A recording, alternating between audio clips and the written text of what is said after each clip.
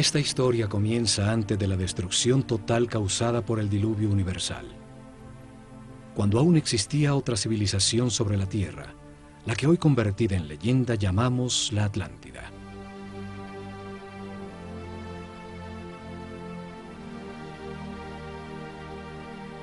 Tenían una sabiduría producto de la evolución de la conciencia del hombre durante miles de años, de las verdades comprendidas sobre el funcionamiento del universo y del proceso que llamamos vida. El estudio de las constelaciones les reveló que la humanidad era una unión viviente entre el cielo y la tierra, que las estrellas y los soles la afectaban, formando estaciones, ciclos y ritmos.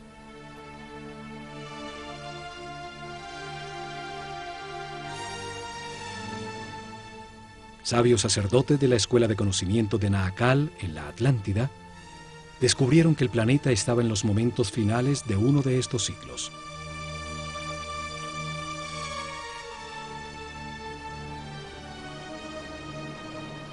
Advirtieron sin ser oídos que una catástrofe inminente destruiría las estructuras que organizaban la vida del hombre.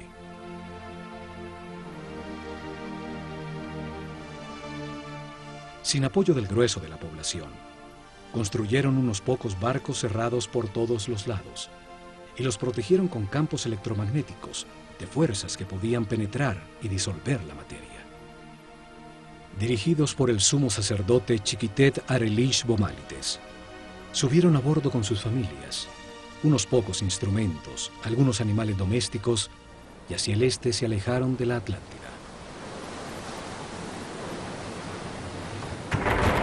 El planeta se estremeció, los cielos se derritieron y las aguas arrasaron los continentes, borrando casi todo rastro de su civilización.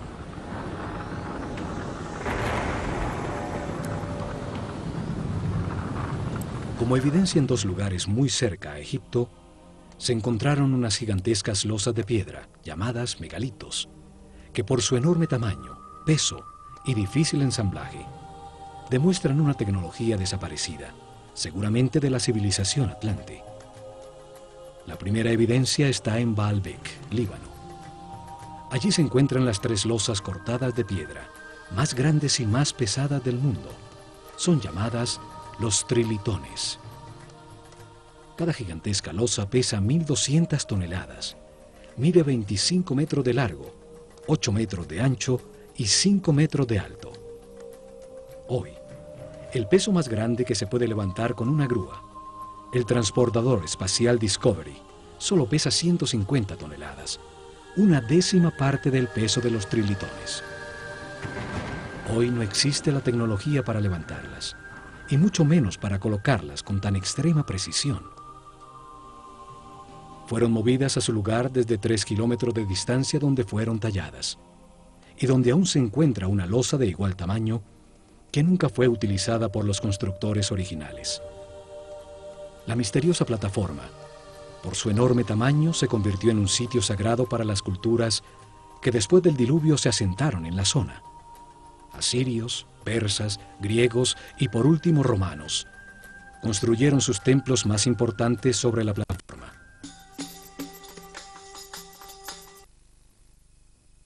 En Jerusalén, la ciudad sagrada para 3 religiones. Allí existen otros de estos megalitos, unas gigantescas losas de piedra, cada una con un peso mayor a 800 toneladas.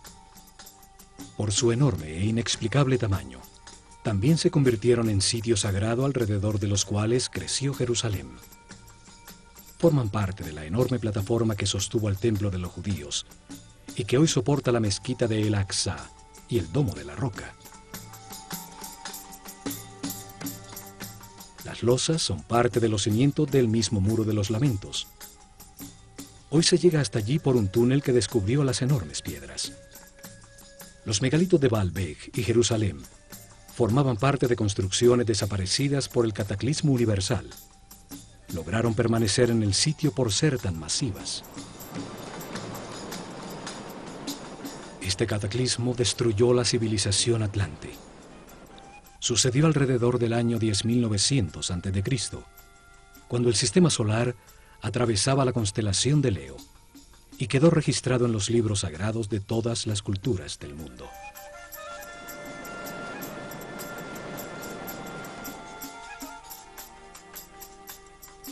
Cuando el equilibrio se recuperó, los sacerdotes sobrevivientes al cataclismo desembarcaron en el centro de la superficie terrestre, en el sitio donde sabían que confluyen las fuerzas telúricas del planeta.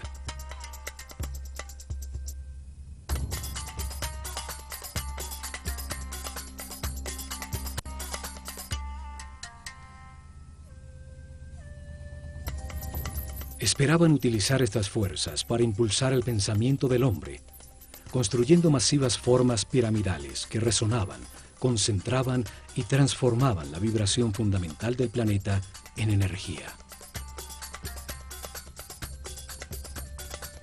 Seres muy avanzados espiritualmente tenían un concepto de progreso que no estaba basado en la adquisición de comodidades materiales, sino en lograr la paz y la armonía interior, en transformar un limitado hombre animal en un superhombre.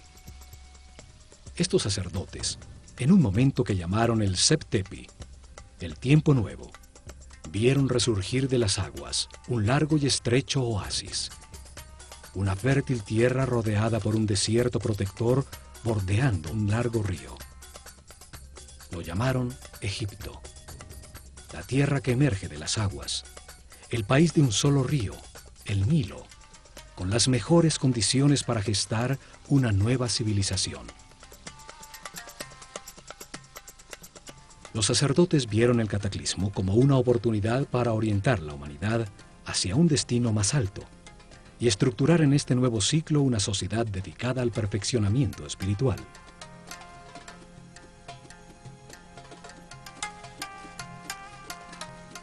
La Esfinge demuestra los enormes ciclos de tiempo que consideraban en sus planes. Su forma de león, con cabeza de hombre, resalta el ciclo comprendido entre la era de Leo y la de Acuario, los tiempos de influencia de la nueva civilización.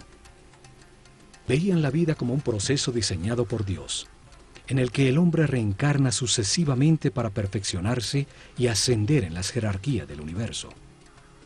El espíritu del hombre que no comprende al Creador, ni la razón del universo o de su propia existencia, se encarna en un cuerpo para tener experiencias que le permitan adquirir sabiduría y comprensión. En el sitio donde reencarna y experimenta todo, tiene dos extremos opuestos. Es un universo polarizado y dual, que permite la comparación entre las partes para comprender cuál es verdad. Se aprende al vivir en carne propia el resultado de cada decisión y comportamiento en la vida. El sufrimiento permite entender la felicidad. La angustia permite entender la paz. A lo largo de muchas vidas, de comparar los dos extremos, se comprende que lo único verdadero está en el centro, en la neutralidad del amor. A través de la reencarnación, el hombre comprende poco a poco. Se transforma en un ser respetuoso de todo lo que existe. Comprende, acepta que todas las circunstancias, aun las más difíciles, son perfectas, pues son lecciones para el perfeccionamiento espiritual. Vida tras vida, el hombre va ascendiendo de nivel, tiene más información, permanece en paz y armonía, maneja más energía vital, se transforma en un ser tolerante y respetuoso que accede a mayores poderes. Comprende que en el universo dual, en las circunstancias contradictorias, lo único que no tiene polaridad es el amor. El amor es neutro, como Dios.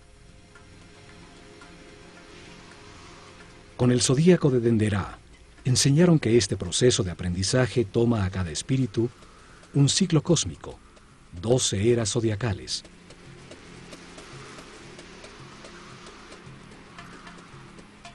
Un giro completo del sistema solar, recibiendo la radiación de cada una de las 12 constelaciones.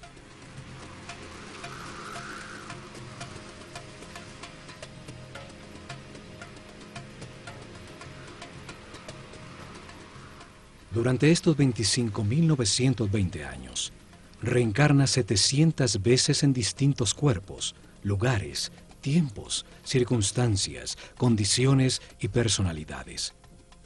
En cada vida aprende algo distinto. Cada vez nace influenciado de distinta manera por las fuerzas que irradian las estrellas. Así, todo ser vivo cumple un ciclo cósmico, en el que recibe la energía de las 12 constelaciones, la influencia de los cielos que marcan ritmos y producen distintos estados. Conociendo la relación de este proceso de aprendizaje, de las vidas del hombre en la Tierra, con el movimiento del planeta y del sistema solar, a través de las constelaciones, rigieron sus planes por las estrellas. Estructuraron un método para revelar información sobre Dios, el universo y el proceso de perfeccionamiento durante miles de años. Una forma para la vida y para qué existe. Establecieron unas fases para revelar información sobre Dios a su pueblo. Unas etapas que cambiarían con las eras zodiacales en la bóveda celeste. Épocas dedicadas a estudiar cómo Dios creó el universo y luego la conciencia del hombre. Cada fase de la revelación estuvo dirigida por un centro religioso que se construyó a lo largo de la columna vertebral de Egipto, el Nilo.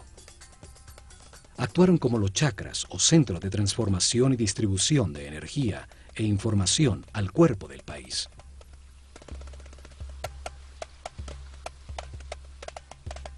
Desarrollaron en 4 épocas, 4 centros religiosos, cada uno dedicado a explicar y lograr comprensión en el pueblo sobre una fase del Génesis. Cada uno dedicado a un momento distinto del único Dios, con nombres y formas simbólicas distintas.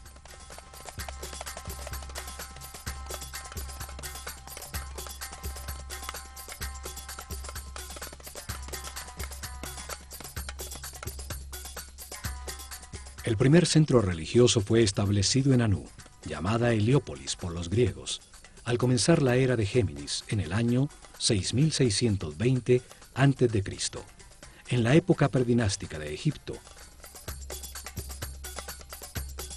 Una era dedicada a la simetría en el arte y en la arquitectura. Fue dedicado a revelar información sobre las características, cualidades y significado de un Dios absoluto, el único Dios, la causa original, el todo, al que llamaron Atum-Ra, la unidad homogénea, estática, antes de manifestar el universo. El segundo centro religioso fue establecido en Memphis, al comenzar la era de Tauro, en el año 4460 a.C. Fue dedicado a revelar información de otro momento de Dios, cuando manifiesta al universo, los planetas y los soles, cuando activa su voluntad, su energía divina y crea la materia. Llamaron Ptah a esta característica creadora de Dios. Durante esta época se nota la influencia de Mentú, el toro que representa la era de Tauro, en todo Egipto, aún en los nombres de los faraones. El tercer centro religioso fue creado en Hermópolis, dedicado a Tot. Así llamaron al único Dios, cuando multiplica la creación sobre la tierra con la diversidad de la naturaleza, las plantas y los animales. El cuarto centro religioso fue establecido en Tebas con la llegada de la época de Aries, el Ram, en el año 2300 a.C. Fue dedicado a revelar información sobre las características, cualidades y significado de Dios cuando crea a su imagen del hombre. Lo llamaron Amón-Ra. En esa época se da el momento culminante de la civilización. Se construyen cientos de templos donde las figuras de carneros predominan y los faraones incorporan Amón y Ram a su nombre.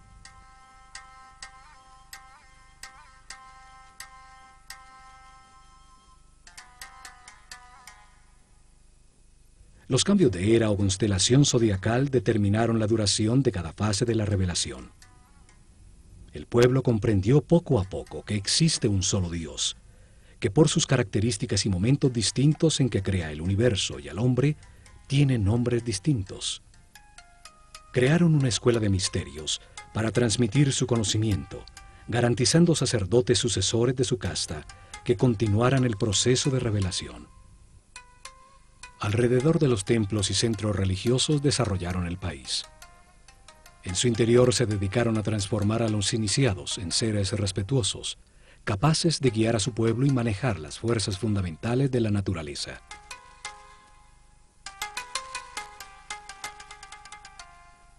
Escogieron sus discípulos entre todos los niños de Egipto por el nivel de conciencia y de sensibilidad que demostraban, dándoles la posibilidad de dedicarse a una vida de sacerdocio.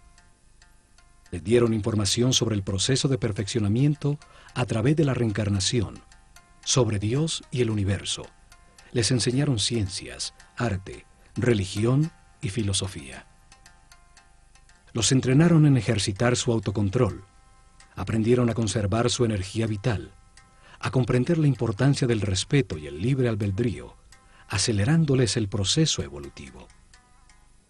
Los convirtieron en los sucesores de su casta, sacerdotes con el conocimiento y el poder que éste produce, y la misión de guiar al pueblo en un camino de perfeccionamiento general.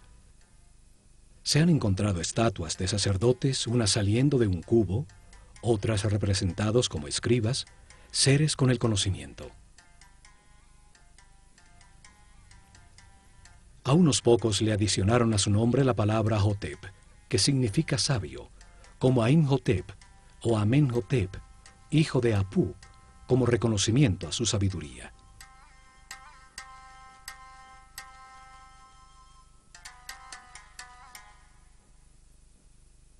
Es en los templos donde concentraron el conocimiento, el poder, la riqueza material y espiritual.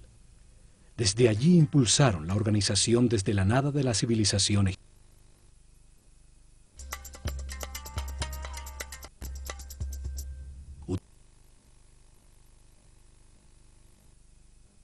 De sacerdotes, que dirigió los destinos de Egipto por miles de años, desde las sombras detrás del faraón.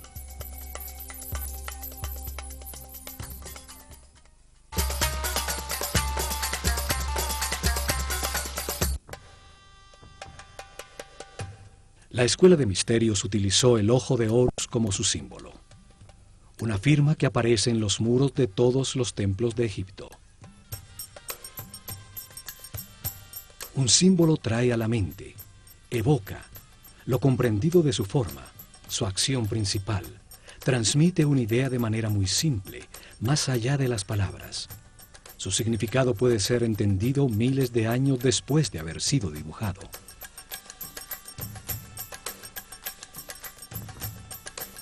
Los ojos son el sentido del sol, el origen de la vida.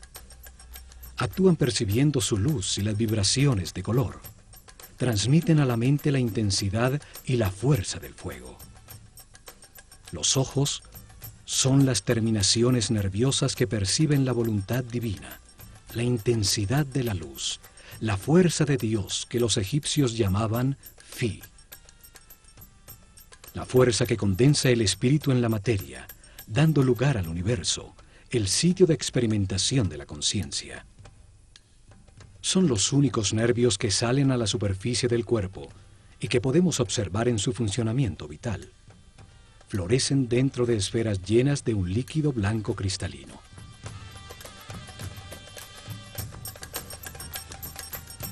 Los ojos simbolizan la dualidad. El ojo izquierdo es solar, sensible a lo negativo. El derecho es lunar, sensible a lo positivo y afirmativo. Cruzan su información para producir la imagen mental correcta del espacio. Simbolizan la experimentación de la conciencia en un universo de contrastes, para encontrar la verdad por comparación entre las partes opuestas. Reaccionan a la luz activa del sol, produciendo en la mente la verdadera luz, la energía vital luminosa, una luz invisible que hace posible la inteligencia y la comprensión de la realidad.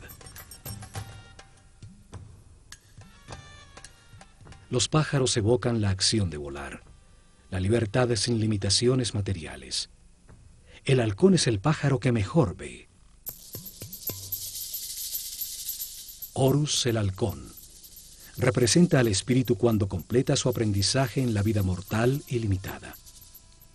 Cuando comprende las verdades del universo, porque las ha verificado en muchas vidas, y se eleva sobre las limitaciones materiales, sobre el tiempo y el espacio.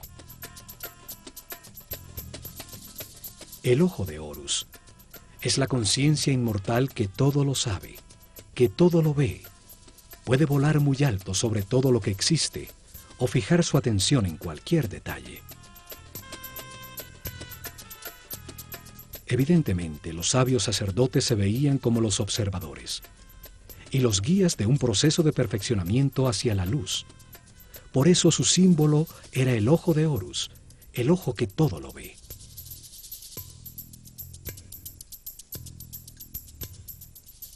Desde los templos, los sacerdotes del ojo de Horus guiaron en paz y armonía el perfeccionamiento espiritual del pueblo, el universo y el proceso que sufre la conciencia del hombre.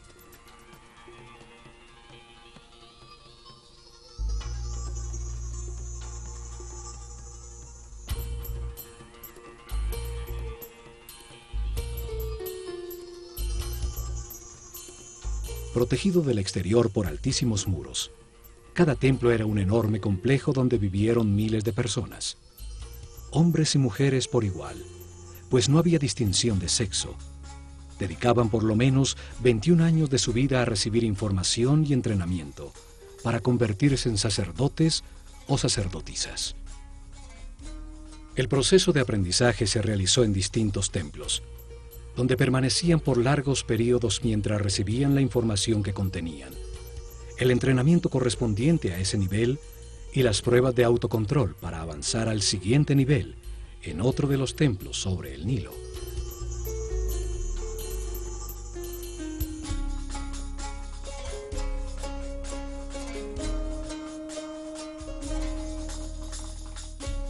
Cada templo fue una biblioteca viva con información especializada. Cada uno tenía una lección distinta sobre el universo o la razón de la existencia. Cada templo contenía en su interior un tema sagrado distinto con información que da sentido a todo lo creado.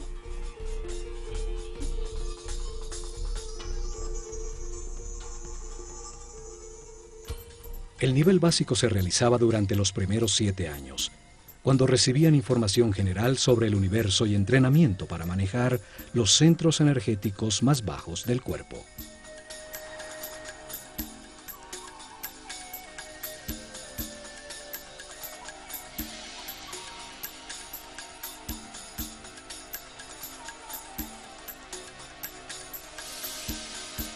Tenían templos como el de Komombo, dedicados a entender la necesidad de un universo dual y polarizado, para permitir a la mente comparar entre extremos opuestos y así comprender qué es verdad.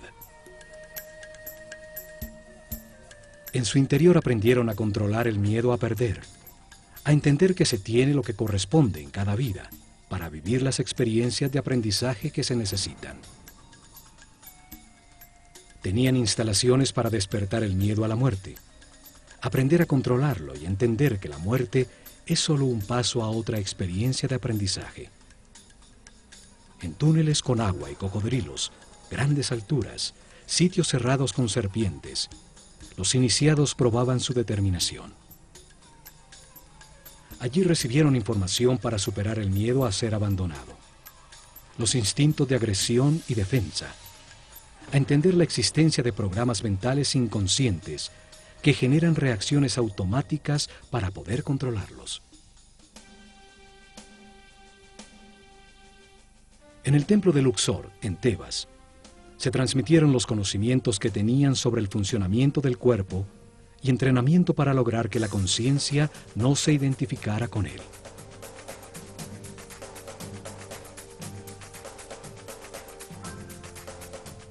El templo entero era como un organismo humano. Cada salón representaba un órgano con información en sus muros sobre su función principal, el beneficio que el organismo total obtenía al realizarla y su relación con otros órganos.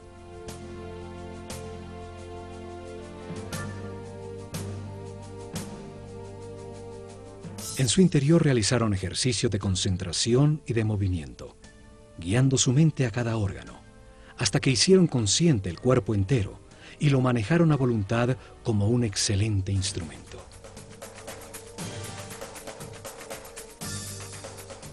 Varios templos con sacerdotisas de Neftis e Isis estaban dedicados a transmitir información y entrenamiento sobre las percepciones físicas, las emociones y deseos carnales del cuerpo, su diferencia con las emociones superiores, la intuición y la inspiración. Aprendieron a transmutar las pasiones y las sensaciones del cuerpo con el poder del espíritu, a elevar su conciencia y su vibración vital, a solicitar y canalizar la energía e inspiración de espíritus en planos más evolucionados para despertar su creatividad. Muchos templos como el de Hathor, en Dendera, estaban dedicados a las ciencias, a la astronomía, a la astrología y a las matemáticas. En su azotea se dedicaron a registrar los cielos, a entender las distintas energías que emite cada constelación y los efectos que produce.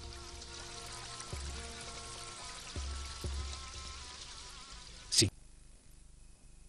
Las estrellas, controlando la duración del año solar, la fecha exacta del desbordamiento del Nilo, el momento en que la Tierra cambió de la era de Tauro a la de Aries, los ciclos que afectan el proceso de evolución.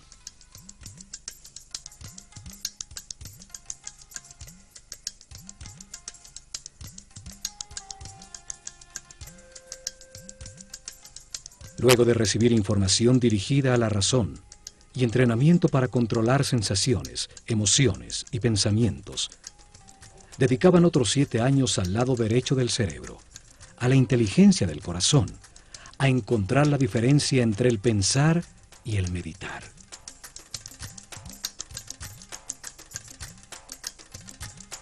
El templo de Karnak, el más grande de Egipto, estaba dedicado a la conciencia, a analizar las fuerzas que la moldean, a entender el proceso de evolución y a acelerarlo utilizando la concentración en conceptos, palabras, sensaciones, puntos exactos o movimientos.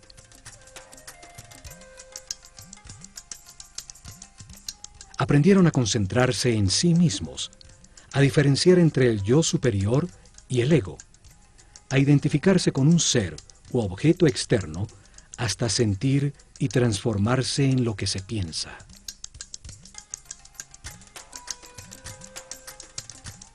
Realizaron ejercicios de telepatía en cercanía física, luego a distancia en un momento determinado del día, hasta aprender a comunicarse mentalmente en cualquier momento.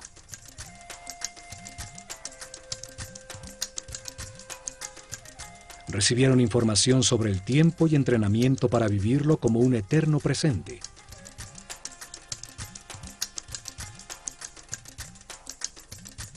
Entendieron que pensar es comparar para conocer, y que cuando todo se sabe ya no se piensa ni se compara. Aprendieron a cambiar de estado o nivel vibratorio, a manejar las circunstancias externas, logrando el equilibrio emocional como una decisión mental interna.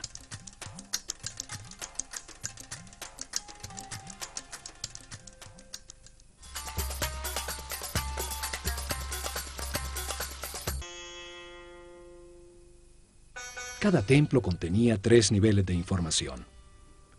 Era una manera para revelar información simultáneamente a hombres con distintos niveles o estados evolutivos. El primer nivel transmitía información básica dirigida al pueblo. Cada templo contaba una sencilla historia llena de símbolos y personajes fantásticos.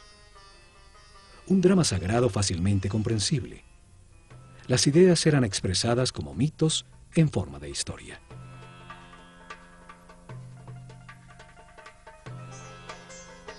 El mito, la historia fantástica, fue utilizada como un método para revelar al hombre un mundo que solo entiende imperfectamente. Los mitos cobran vida con solo creer en ellos.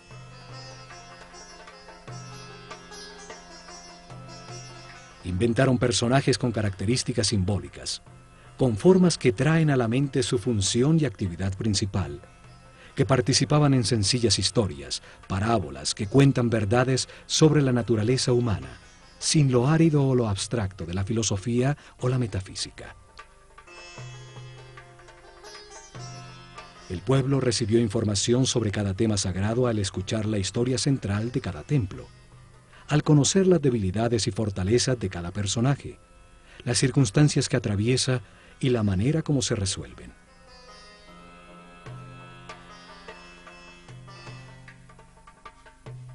Utilizaron un segundo nivel de información dirigido a los discípulos, seres con un nivel espiritual más elevado, y a los que se les explicaba directamente el mismo tema sagrado, de una manera más concreta y profunda.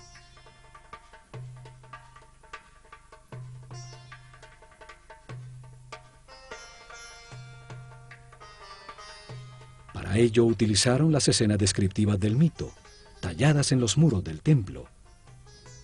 Se les explicaba cada personaje, lo que simboliza en el universo, la parte del proceso de perfeccionamiento que representa, el porqué de su forma, su comportamiento y su función principal.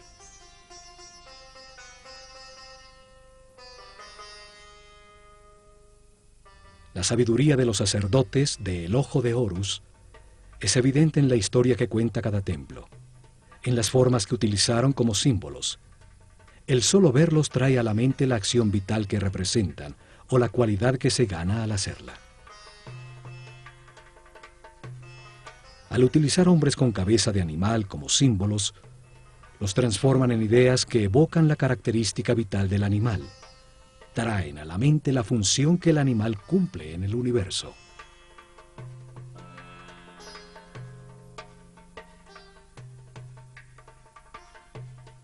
Un hombre con cabeza de chacal adquiere sus características, su instinto de orientación en el desierto. Siguiendo sus huellas, siempre se llega a tierra cultivada. Es entonces un excelente guía. Cada símbolo evoca una comprensión. La forma simple de un pájaro evoca en la mente el vuelo, la libertad. Un disco solar sobre la cabeza de un hombre habla de su claridad, de la sabiduría que irradia, de la información que tiene, del nivel de su conciencia.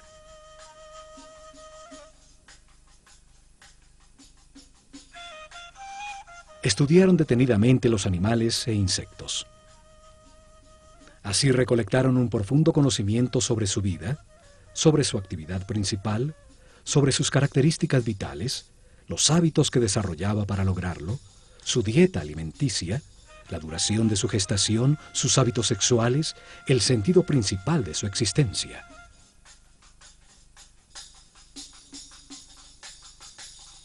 Escogieron los animales más idóneos para representar una acción vital y lo que logra el universo cuando se ejecutan.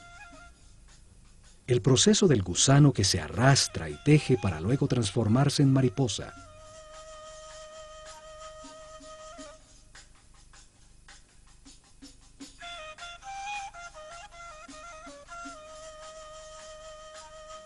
Entre todos los pájaros, el halcón es el que mejor ve. Tiene un cerebro óptico, con la vista más perfecta y desarrollada. Por eso es escogido como símbolo para representar esa función vital, el sentido de la vista. Una figura humana con cabeza de halcón es un ser que todo lo ve, que domina el panorama, viendo perfectamente cada uno de los detalles en los que enfoca su atención.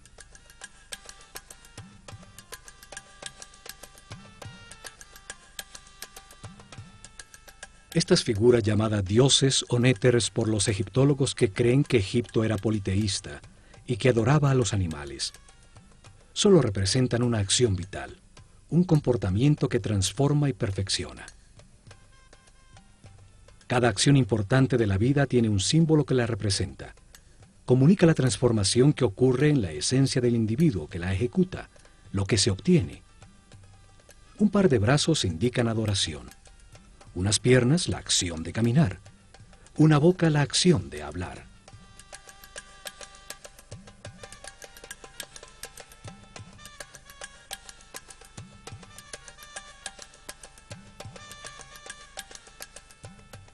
Y por último, en un tercer nivel de información, cada templo guardó un código secreto embebido en el símbolo mismo, solo conocido por los altos sacerdotes y maestros, con información sobre fuerzas y energías fundamentales, cómo controlarlas y utilizarlas para prestar servicio a su pueblo.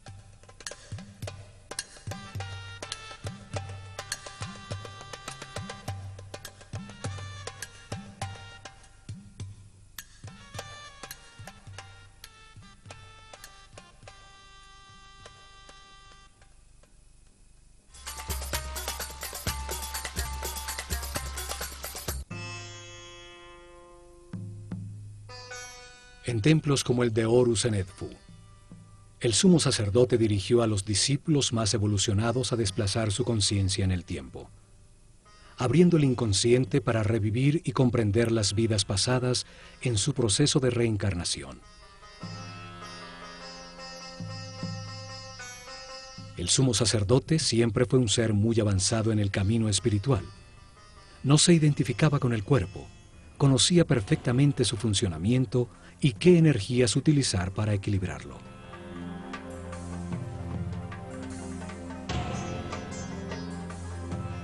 Controlaba desde su centro nervioso en la corona el más alto nivel de energía vital. Permanecía en un eterno presente irradiando amor, guiando y sirviendo con su divino poder.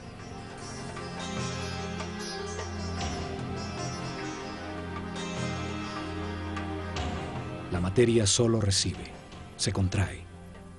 El dar es radiar. Es una característica vibracional del espíritu. Los seres de cada nivel reciben y transmiten a sus niveles inferiores.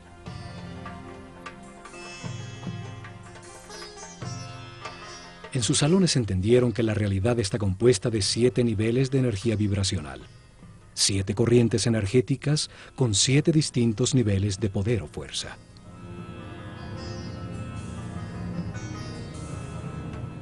El cuerpo tiene 7 chakras o centros de transformación de la energía fundamental del universo. Cada ser humano en su vida presente utiliza uno de esos 7 centros dependiendo del nivel de evolución de su conciencia.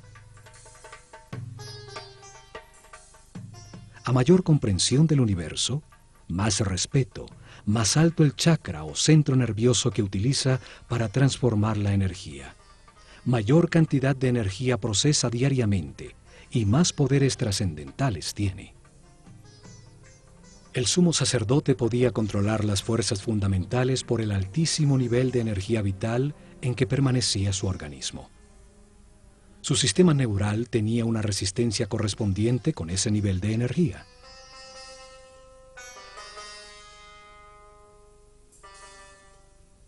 Así, en todos los templos de Egipto, los iniciados recibieron información y entrenamiento. Aumentaron paulatinamente su nivel de energía vital y de manera correspondiente el nivel de resistencia de los nervios de su cuerpo.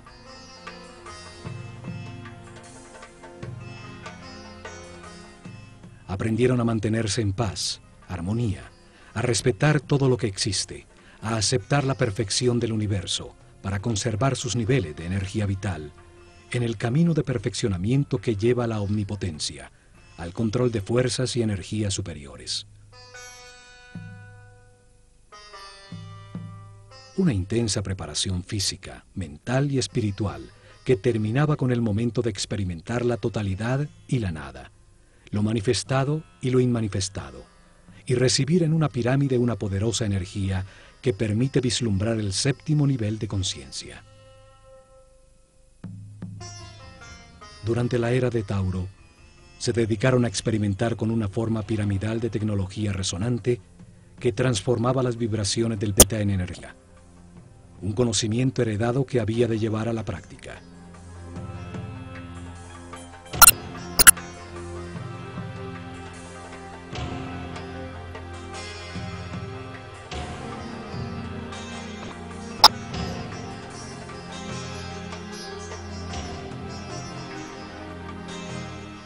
Colocaron masivas formas piramidales que pesaban millones de toneladas en puntos neurálgicos sobre la malla electromagnética del planeta. La masa piramidal, que contenía millones de partículas de cuarzo, vibraba con la Tierra, produciendo energía por la fricción de sus moléculas, en un fenómeno que hoy llamamos piezoeléctrico. Construyeron muchas pirámides, hasta llegar al modelo que funcionaba perfectamente en la pirámide de Keops.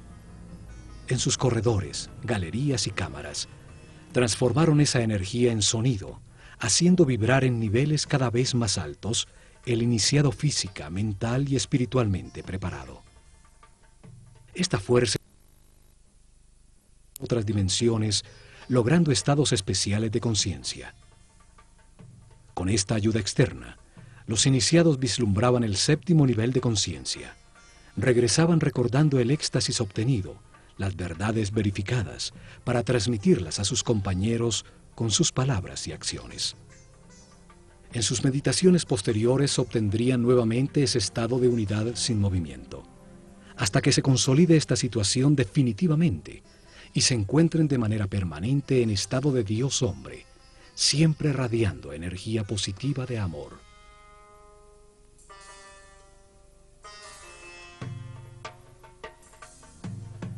Los conocimientos sobre las formas puras del universo, los bloques básicos con los que se organiza la energía y la materia, fueron fundamentales para el desarrollo de la civilización egipcia.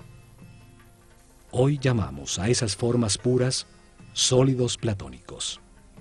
5 polígonos con sus lados y ángulos iguales, basados en triángulos equiláteros, la forma divina que no tiene tensiones. Utilizando estas formas pudieron producir efectos de resonancia y concentración energética para elevar la percepción de la conciencia, para lograr efectos de superconductividad con los que se anula la fuerza de gravedad. Hoy se ha descubierto que el planeta tiene puntos neurálgicos, llamados nodos diamagnéticos, donde se puede controlar la fuerza de gravedad del planeta y producir fenómenos de superconductividad. La superconductividad permite amplificar o disminuir la fuerza de gravedad. Al aumentar el peso de las losas de piedra, se enterraban como cimientos sin necesidad de excavar para lograrlo. Al disminuirla, las hicieron livianas, para empujarlas y moverlas fácilmente desde lejanas canteras.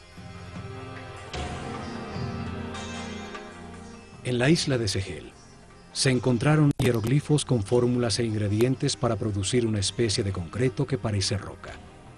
Científicos franceses lo han descifrado parcialmente. Sus experimentos confirman que se trata de geopolímeros que al solidificarse producen un tipo de piedra. Esto explica la facilidad para hacer juntas tan exactas entre las piedras de sus templos, logrando utilizar los bloques ya fundidos como formaleta de los nuevos.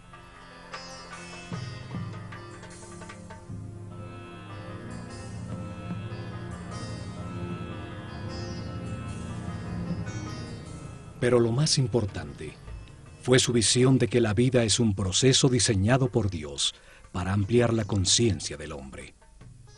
Que el espíritu del hombre se encarna repetidamente en un cuerpo para comprender la armonía por los resultados de sus decisiones.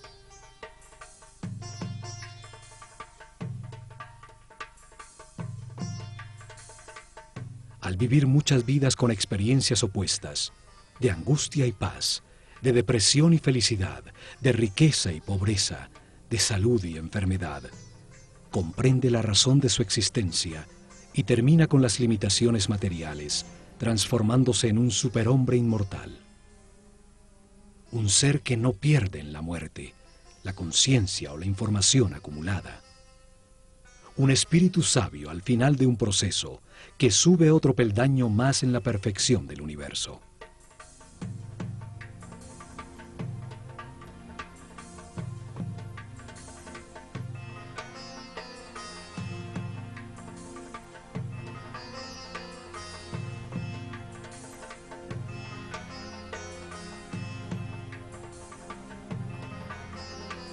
El hombre reencarna muchas veces. Al principio su animalidad es dominante. La intolerancia y la agresión determinan una vida de sufrimiento. Poco a poco, se satura del dolor y al buscar remediarlo deja de atacar. Encuentra la paz y con ella altos niveles de energía vital.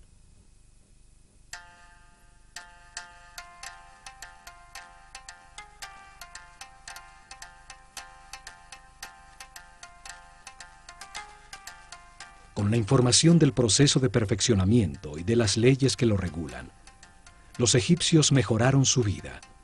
Aceptaron los momentos difíciles como parte de su camino de aprendizaje, logrando permanecer en paz y armonía.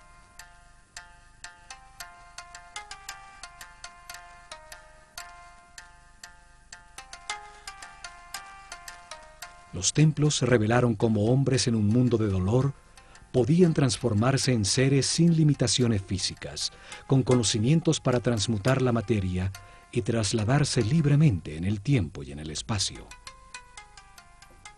En medio de las contradicciones de cada vida se aprende algo y se renace un poco más sabio. En la polaridad entre la luz y la oscuridad, entre el miedo y el amor, se aprende a encontrar la paz y la armonía, a mantener la energía vital.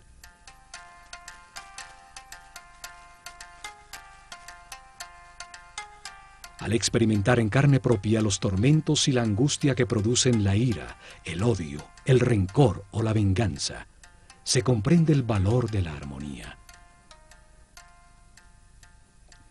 Al comprender que cada decisión produce paz o sufrimiento, se puede pasar del infierno de la vida al cielo de la misma. El pueblo entendió que todas las acciones de la vida diaria, pescar, sembrar, cosechar, son una manera de acercarse a Dios, de ser más perfectos cada día. Lograron una comunidad en paz y una felicidad tal, que cuando el historiador griego Heródoto visitó Egipto en el año 500 a.C., no pudo menos que afirmar: de todas las naciones de la tierra, los sanos y religiosos.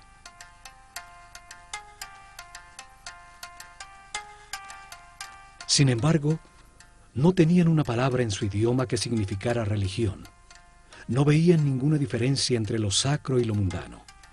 Se veían como los encargados de comprender que Dios, el universo y el hombre forman una unidad manifestada por amor.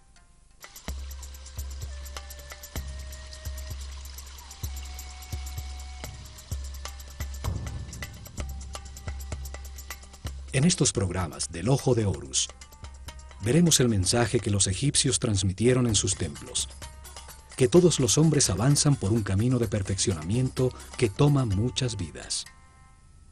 Unos están más evolucionados que otros, pero todos llegarán a la inmortalidad y a la conciencia permanente, solo aprendiendo a ser flexibles, a aceptar las circunstancias y a respetar a todos los seres que nos rodean.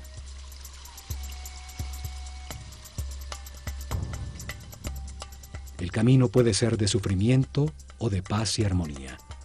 Depende que se valore lo que se tiene y se agradezca la oportunidad de estar vivos para tomar conciencia que fuimos creados por amor.